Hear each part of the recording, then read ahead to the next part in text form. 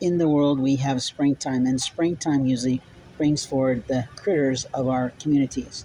Those critters are sometimes a welcome view for our family and our children, such as the geese who like to produce new goslings at this time of year. But at the same time, there are people who think they're vermin, and they're not. They actually help to clean the environment, keep the bugs down out of restaurants, especially if they're off retention ponds near them. But a lot of people don't take the time to research or to remember what we've learned in our elementary school years. The value of people is not the same as the value of animals, but at the same time, in springtime, we have the critters of the earth that come out that we don't need in our homes, we don't need up our children's clothes, and we don't need stinging the most important people of our life, because we just don't expect to see them in our Midwest communities.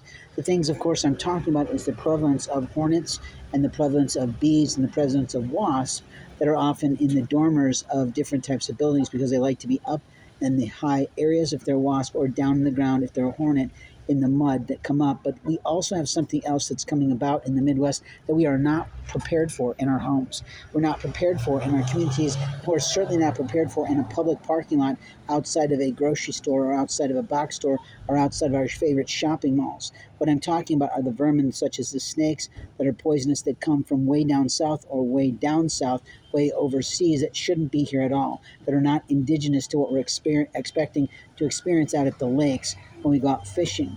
The truth is that at this time, there's quite a few caverns that are starting to come forward from the earth that we have to be paying attention to. And it can be very disconcerting to be sitting on a chair and feel your whole rear end starts shifting around as if something is there. And the truth is, something is there. It's called a swarm.